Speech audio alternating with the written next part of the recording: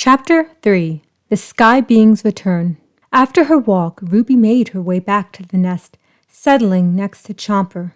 She nuzzled him with her beak, seeing him stir. He blinked a couple of times before his beautiful, soft eyes settled upon her. Those eyes of his took her breath away, made her go weak in the knees, causing her heart to race. Because she knew those eyes would only ever look at her with all the love in the world. She reached out to brush his muzzle, hearing him purr. "I'm glad we're together." "So am I." They shared a smile, Chomper glancing at the sky, noticing a new star among the many sparkling lights. "Ruby, look!"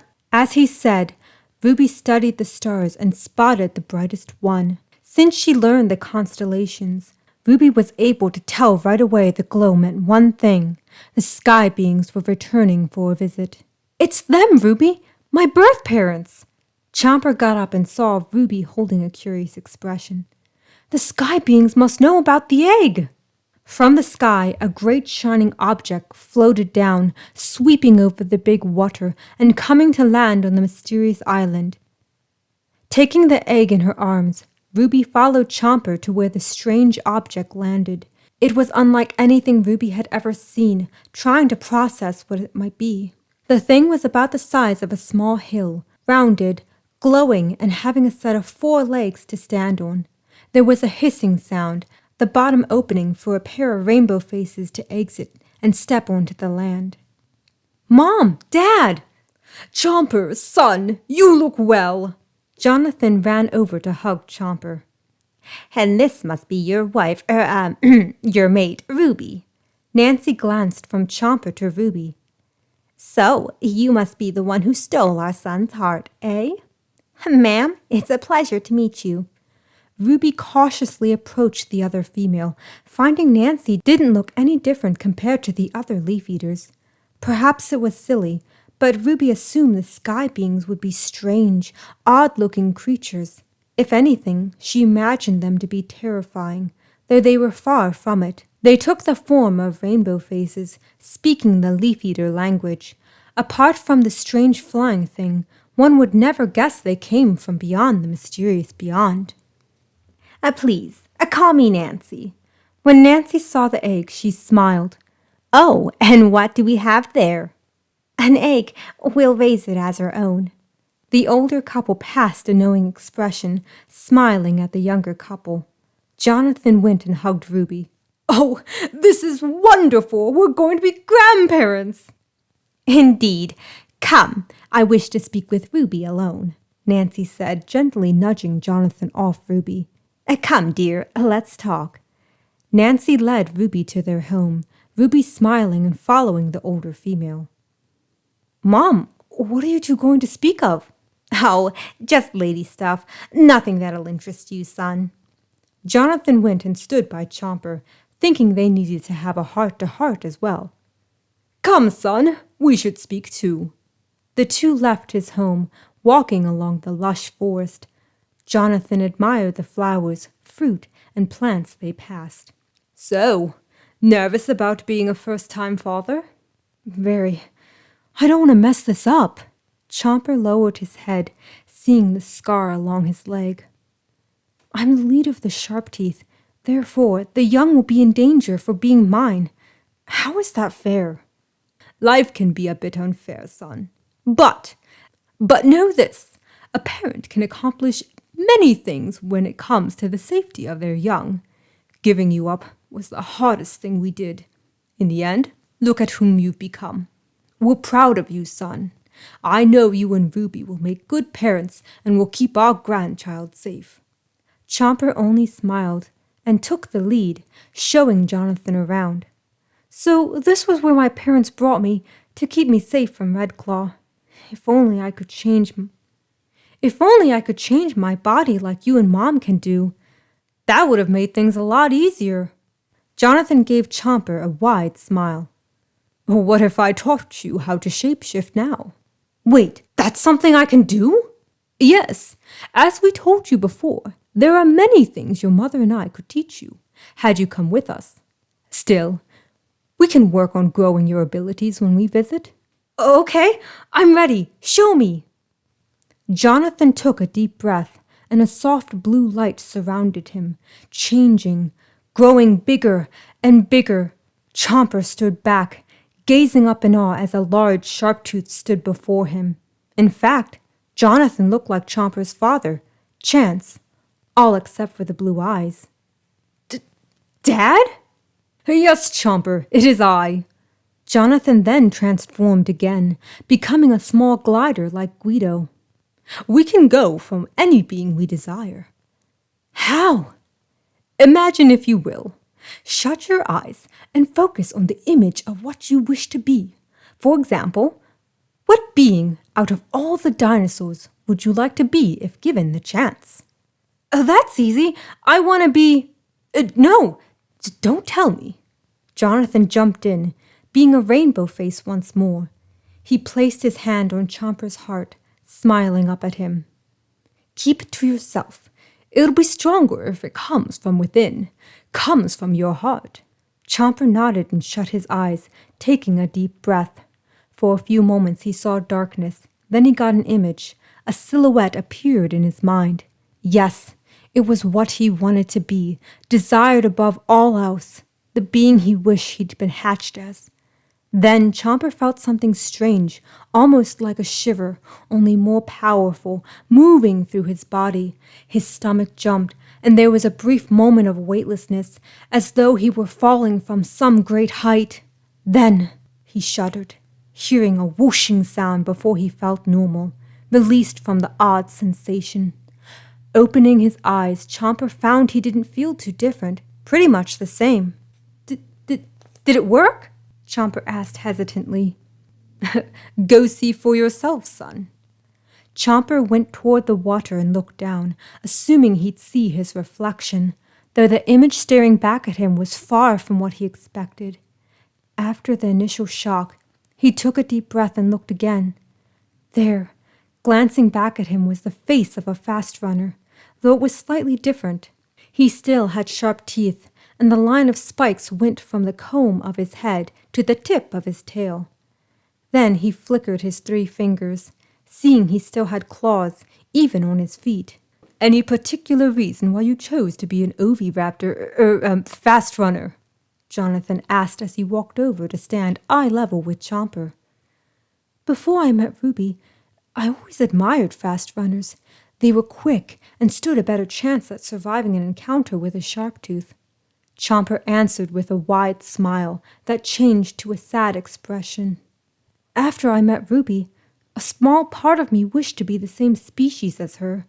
Then we could mate for real and have a clutch of eggs. We'd have been able to stay in the Great Valley, and I could have given her a normal life. Oh, son. Jonathan patted Chomper's shoulder. Ruby loves you no matter who you are. I know. She's proven that time and time again. But if I'm like this, I can be with her in a way neither of us could imagine. Not that I don't care that we never mate the normal way. It's just, well, You don't have to explain it to me. I get it. Wait. If we are to try and be together in that way, well, will I have to worry about us reproducing? No, don't worry. Unless your mother and I tamper with the DNA, you won't have young. While you are the same size, you're far removed from what she is. Therefore, your seed will not mix with her eggs. There will be no chance of fertilization. Chomper's mouth hung open, trying to catch up with the big words Jonathan used. So that's a no, right? Correct. I'm sorry to ramble on like that. It's okay. I'd worry what a fast runner Sharptooth hybrid might look like. Right. So let's try and change you back to your normal self. Chomper trained with Jonathan, changing into other flat teeth, even becoming a fast biter.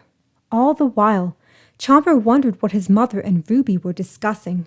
She said it was female stuff, but he figured, knowing Nancy, it was more involved than mere chit-chat. Back at the ship, Nancy welcomed Ruby into their home/transportation. Ruby gazed around in awe, never seeing such strange objects before. The grass was like ice, smooth and cool to the touch. Lights of green, red, and blue lit up the front. What is this place? We call it a spaceship. It's how Jonathan and I travel from place to place. Our world is very far from here, out beyond the mysterious beyond. Nancy knew Ruby was clever and smart for her species, that she'd be able to comprehend the advanced dialogue, if simplified and compared to something familiar. We call it space, where many planets exist, not quite like this, but similar, able to hold all sorts of life. Creatures like us? Depends on one's definition of life. After all, plants are living organisms to some extent. Nancy stood while Ruby walked around. Amazing. Life is all around us, connects us in some way. I guess that's why I never saw much of a difference between Chomper and myself. While he was a predator and I prey, I felt we were alike. Beneath it all, both on the endless round in the great circle of life. Nancy held a warm smile, glad her son found such an understanding and open-minded female. I must say, you're impressive, Ruby. Me? Impressive? Impressive I am? Yes, you referred to the day you hatched as a star day, while other plant eaters called it hatch day. Your parents studied the stars, taught you as well. It's not something common among most leaf eaters.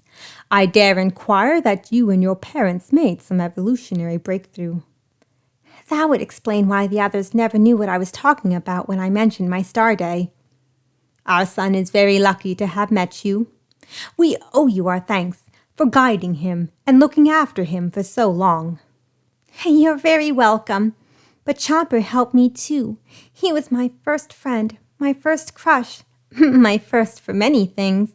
Glancing up at the sky through the great glass window, she sighed. I'd love to see space someday. Would you like to go for a ride? Ruby lit up. Oh, if it's not too much trouble. Of course not. We'll be out and back in no time. Ruby watched Nancy sit, patting the seat next to her. Mimicking Nancy, Ruby figured out how to buckle herself in, taking Nancy back. Oh, my gracious, you really are a clever girl. Once fixed, Nancy hit a few buttons, and in a matter of minutes they lifted off from the land, hovering over the trees. Ruby's eyes grew wide, excited, nervous, and curious. They ascended faster and faster, leaving the mysterious island till it was a mere spot in a great sea of blue. Then, to Ruby's surprise, she saw another set of land, being the unknown Chomper spoke of. They passed the sky puffies, heading into space, moving faster than anything Ruby ever imagined. Once they left the atmosphere, they were among the stars, Ruby seeing a great circle of blue and green, their planet. Oh my! All Ruby could do was gaze at it with wide, awe-filled eyes. It's round, not flat. Indeed. Incredible, isn't it? Nancy said, knowing none other, not even Chomper, had seen their home from afar. How is this possible? Science. Science? Yes, a series of tests to determine what is and isn't possible. In asking questions, we try to find the best answers to assist us. Can we step out? Not without the proper suit. The space air is not breathable. Really? So there's no way we could exist out here? Not without a ship. Nancy went and drew a white outfit, offering one to Ruby. Here, care to step among the stars? I thought you'd never ask. Again, Ruby watched and was able to get into the strange suit. Once ready, she followed Nancy to another part of the ship, entering a square room. The far end led out into space, while the other entered the ship. With a push of a button, Ruby felt a weird and new sensation, floating as though she were underwater. Okay there, Ruby? Nancy asked. I'm good. Well, I am. Ruby responded, overwhelmed, yet wanting to go beyond. Taking Nancy's hand, they moved and left the square room. And this is one small step for me, yet one great step for all dinosaur kind. What do you think? Ruby tried to keep up, doing her best to not be overcome by the amount of knowledge being thrusted upon her, for she was the only one of her kind to ever leave the ground, the place called Earth, to venture into the sky, past the sky puffies, and beyond the mysterious beyond. Space was soundless, cold, and unfamiliar, an alien to Ruby, though she found herself enthralled. Looking around and taking everything she could in, it was a gift, one she'd treasure for the rest of her life.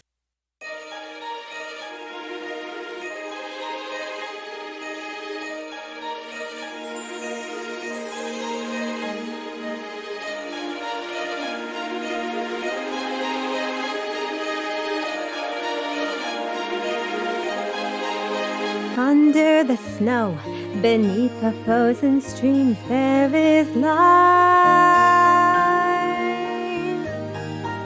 You have to know, when nature sleeps, she dreams, there is life.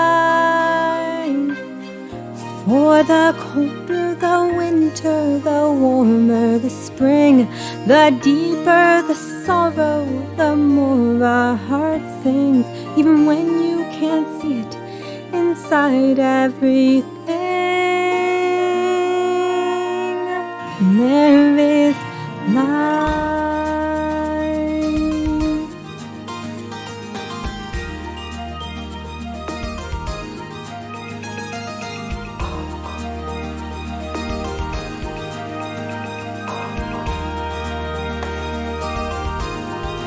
After the rain, the sun reappears, there is life. After the pain, the joy will still be here, there is life.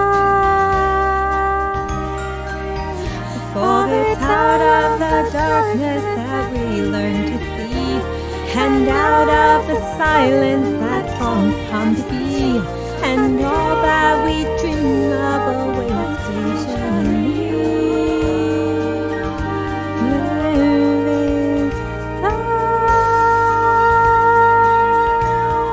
There is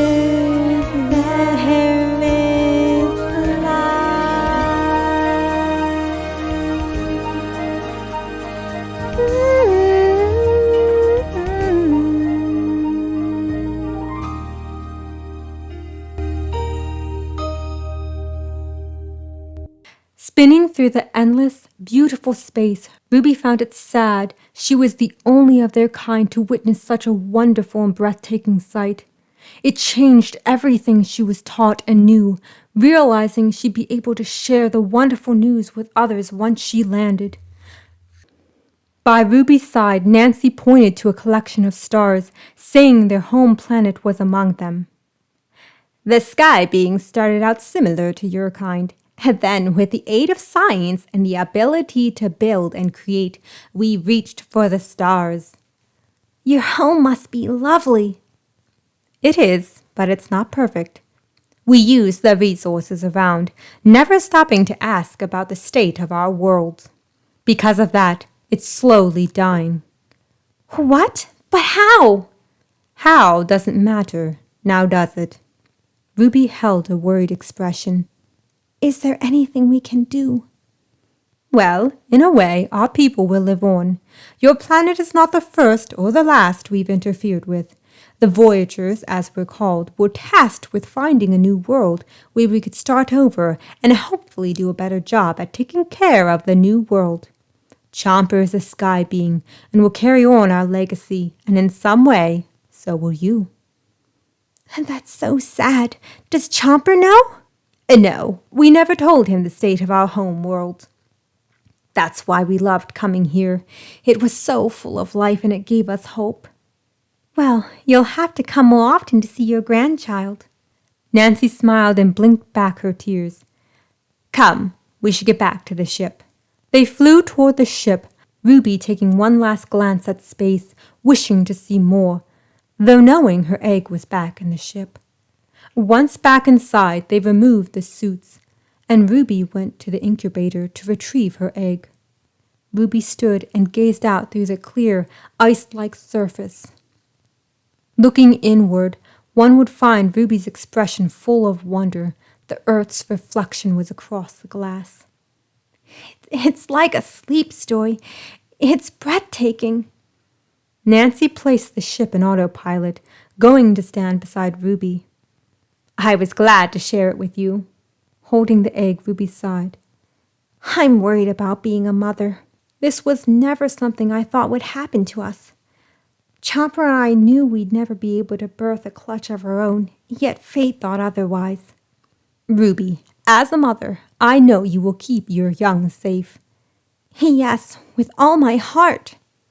Ruby turned to Nancy. But the question that bothers me, haunts me, is how can I? You'll need something to even the playing field. Nancy walked over to the center of the room, a table rising from the floor. Come closer, dear. Ruby stood by, while Nancy got a few objects and brought them to the flat surface, laying them out for Ruby to see. Here, this is a bow and arrow. Nancy offered a bent stick with a string tied to the top and bottom. Next, she held up a long, thick stick, a sharp stone secured on its top. A spear. There was another strange shape, a small, sharp, tooth-like item. This is a knife, a blade that you can easily carry. Why are you giving me such things? What are they meant for? Weapons. They're called weapons. And those not gifted with talons or fangs, such as yourself, may benefit from wielding them. I can show you a few moves and how to craft them should the ones I give you break. Ruby was hesitant, yet the more she studied the weapons, the more she realized they were the items she sought, the answer to her prayers, that they were the things that make her a predator in some way. Reaching out, she lifted the bow and admired it. Yes, Nancy, I think I'd like that. Like these things, I do. They left the vastness of space to land upon the mysterious island, Nancy having more ideas to share with the knowledge-seeking Ruby. But it'd wait till morning, for it was late at night. Chomper and Jonathan showed up, the couples heading off to their respectable nests. Chapter 3. The Sky Beings Return.